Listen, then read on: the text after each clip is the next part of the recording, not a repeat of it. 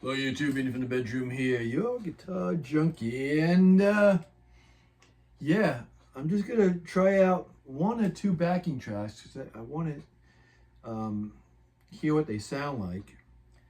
So I'm not too sure about them. So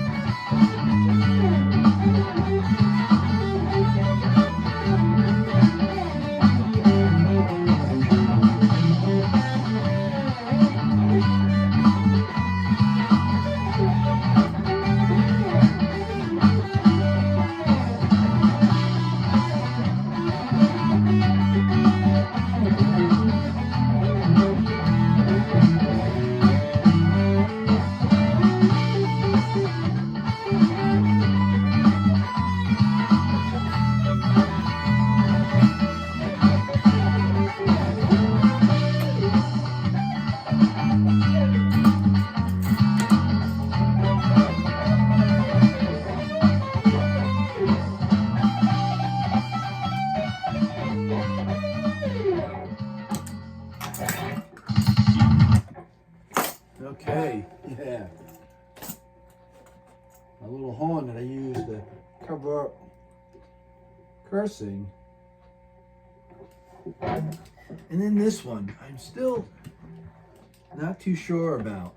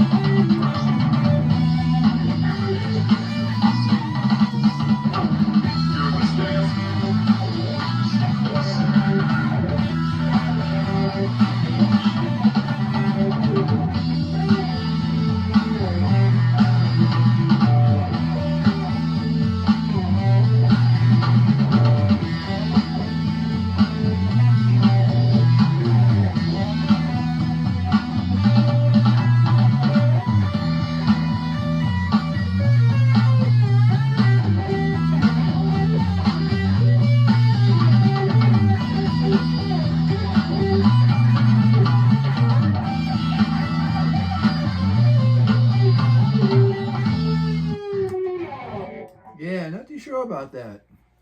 Didn't even like the way I played that. My phone was ringing while making a video, of course. Watch was going off, so it distracted me.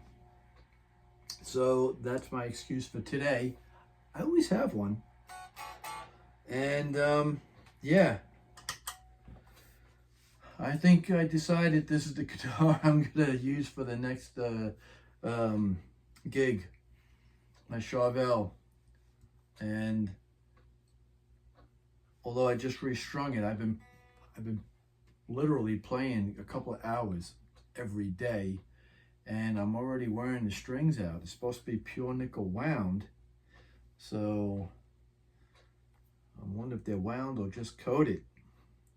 But anywho, so yeah, this is what I think I might go with. So if I do post this, because it is Friday the 13th, of all things, B-Day, and if I do post it, tell me what you think, because you know, I'm not too sure. I'm kind of still working out the timing on that second Hendrix, third rock from the sun kind of thing. But the EVH 5150 40-watt combo amp, it's killer. I still miss the Marshall. I still might like to get one, possibly used or something, but that is just killer. And the gain is on 3, and I've got my overdrive Demon FX Andy Timmons clone pedal. If you would probably on number 2, but I guess the setting would probably be like 8 o'clock. So I really get that good sound out of it. And I have to remember to turn that Univibe pedal off. So, you know, big mess up on my phase shifter Boss pedal. That was the seat, by the way. You hear that? That wasn't me farting. So, yeah, I tried my best. I called up Guitar Center, spoke to my guy that I purchased it through. I spoke to someone else to see if they could make a change. They said someone already tried it. I went on UPS and tried to change the address, and I even called UPS and told them. They said they were going to hold it and reroute it. And then I got an email, and the next day, and it was delivered. So I go there, and the pedal is gone, and no one lives there. So fun times ahead. We'll see what happens. And I really wanted this pedal for the gig on Sunday. So I don't have, you know, anything else to go with. So I'll see what happens. If I could find one, go to the local guitar stores around here, or maybe someone, you know, is selling it on Craigslist or Facebook Marketplace. I don't look on those anymore because I'm just trying to avoid shopping. I'm trying to avoid seeing something that, you know, I have to have, because I don't have to have anything. Is this running? Yeah, it is running. So, yeah, big shout out. Look at this. I pulled this thing out today. Luso's Ultra Luso. This was the guy that taught me how to restring and set up a Floyd Rose. So this in the bottom of my drawer, I'm like, I saw the orange and I was like, oh, I think I know what that is. Pulled it out and said, man, it's like brand new. I only wore it less than a handful of times. And he went on to his guitar store. You want to know a quick story about that? It's amusing. So he worked for my buddy Steve Palmer, one of the top 3 Long Island bass players. He's got a solo album out, and he had another album with his band. I mentioned that earlier. He worked managing the rock shop in Family Melody in Patchogue. and the rock shop was in the basement. That's where the drums and the guitars were. And someone went in there selling a Fender Strat, and he said, "We don't buy used gear here." And Mike Lusso was the tech at the time. So he handed the guitar to Mike and said, "Hey, Mike, you want to buy a guitar?" And as memory would serve me, because sometimes it doesn't, I think he paid like $100, $150. Let's just say anywhere from $50 to $150, just to be safe. And brought it home, and from, after a while, he broke it down, cleaned it up, put it back together, restrung it, and realized it was like a 1960 something, a 1962, 63 original Fender Stratocaster. So he's a monster shredder, and I've got believe it or not, a cassette tape of him. It's like a 4-track, 4 songs on a cassette tape of him just shredding. He was always he could burn on a guitar. And they were opening at some club, I don't remember the name, on Port Jeff off of Main Street, Port Jefferson Station in Long Island, or on Long Island, I should say. And he was opening up for Yngwie Malmsteen. And he had the guitar there with him, and Malmsteen saw the guitar and asked to play it and check it out.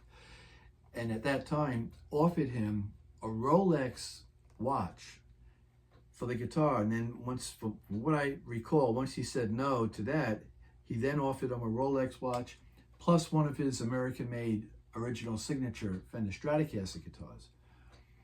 Mike said no. After that, he, I guess, realizing the worth of the guitar, he sold the guitar. From what I remember, like the 10 grand or something he got for the guitar, he opened up Lusso's guitar shop in Miller Place, Long Island. And so I've known him since he was at the rock shop, and along with Tommy, he's a drummer that worked there, and then my buddy Steve. So and then he went there, and I became more friendly with him. And anytime I'm in that area on the road, I would stop in and see what he's got, play something, and then hang out with him in the back and, watch him work on guitars and just try to pick up as much, only what I needed. And then, he's like, "Here, let me just show you. Let me just, And I said, "How do you do it so fast?" And that's when I asked him, "How long does it take you?" And he said, "Time me," and he did it in like 12 minutes. So cut him off, clean and polish the fingerboard, put new strings on, set, and had it in tune like that. So talk about speed. So in anywho, yeah, the shirt he gave it to me, I think just before he closed the store, because he closed it, and he's working for the Ferrari dealership in Nassau County on the LIE.